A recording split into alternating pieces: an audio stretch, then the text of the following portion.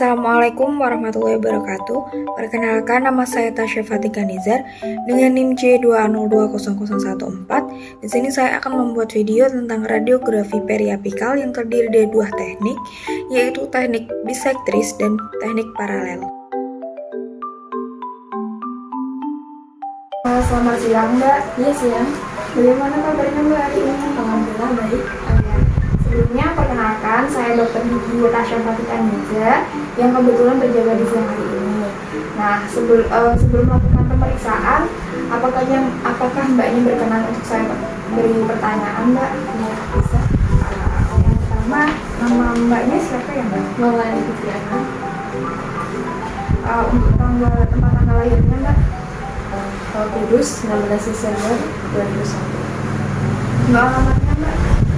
Alamatnya Desa Kumpit, RT 4 RW 5, Kecamatan Depok, Kabupaten Kudus. Kemudian untuk pekerjaannya, Mbak?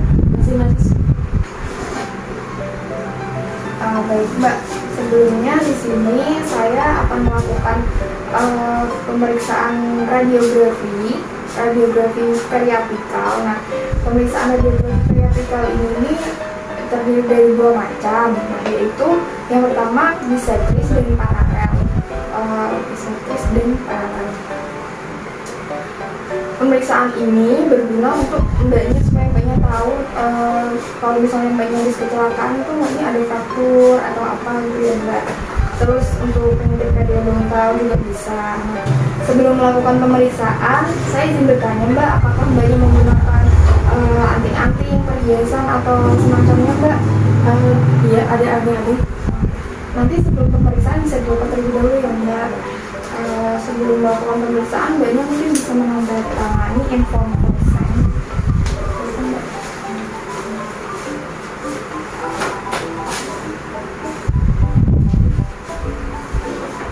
Terima kasih ya, Mbak. Ya.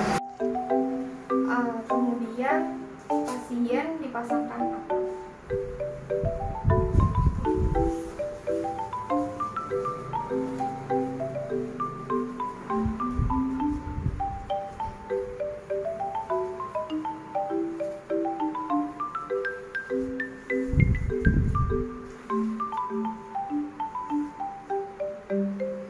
Persiapan operator. Setelah melakukan persiapan pada pasien, kemudian persiapan pada operator.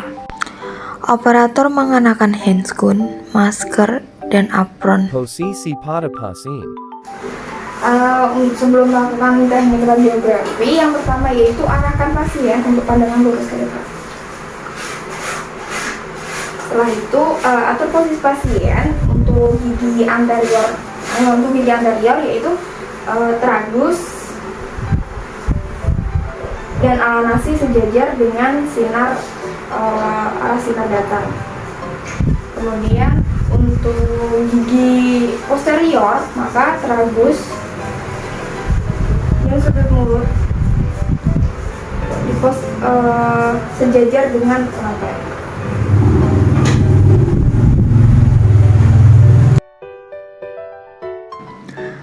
Baik, untuk teknik periapikal paralel saya menggunakan gigi 45.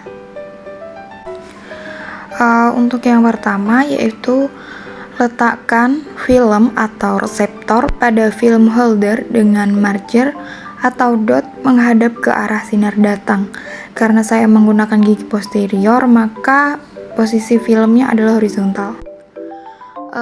Kemudian masukkan film holder ke dalam mulut pasien, atur gigitan pasien pada bitap dengan tepat dan instruksikan pasien menggigit secara perlahan.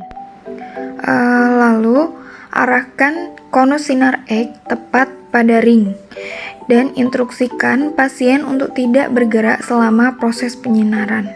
Atur KVP, MA, timer pada panel kontrol sesuai regio dan indikasinya. Operator keluar ruangan atau berada di balik tabir PB dan menekan tombol penyinaran atau exposure dan pastikan tanda penyinaran sampai dengan selesai. Setelah itu, operator masuk kembali ke dalam ruangan. Lalu, keluarkan film holder dari mulut penderita dan dibersihkan dari saliva. Untuk pemeriksaan yang kedua yaitu pemeriksaan radiografi bisektrips. Yang pertama yaitu letakkan film atau reseptor dari insisal atau oklusal dengan marker atau dot menghadap ke arah sinar datang. Karena saya menggunakan gigi posterior, maka posisi film adalah horizontal. Kemudian masukkan film holder ke dalam mulut pasien dan instruksikan pasien untuk menahan film reseptor dengan jari telunjuk atau ibu jari di daerah servikal atau mahkota pada gigi. Lalu arahkan konus sinar X tegak lurus garis imajiner antara sumbu gigi dan sumbu film. Atur jarak konus sinar X terhadap objek sebesar kurang lebih 200 hingga 400 mm. Atur sudut horizontal dan sudut vertikal dari konus sinar X dengan sudut horizontal 40-80 derajat dan sudut vertikal min 10 derajat untuk gigi molar 1. Kemudian atur KVP, MA, timer pada panel kontrol sesuai regio dan indikasi. Operator keluar ruangan atau berada di balik tabir PB dan menekan tombol penyinaran atau exposure, pastikan tanda penyinaran sampai. Setelah itu, operator masuk kembali ke dalam ruangan. Lalu keluarkan film reseptor dari mulut penderita dan dibersihkan dari saliva.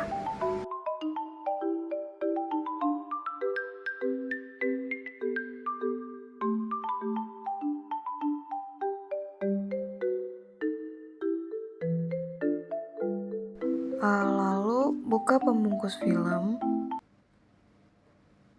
dan jepit film pada film hanger. Masukkan atau celupkan film pada cairan developer. Setelah itu angkat dan dibilas dengan air mengalir. Setelah itu angkat dan dicelupkan ke dalam cairan visor dengan waktu yang sudah ditentukan. Lalu kemudian angkat dan dibilas lagi dengan air mengalir.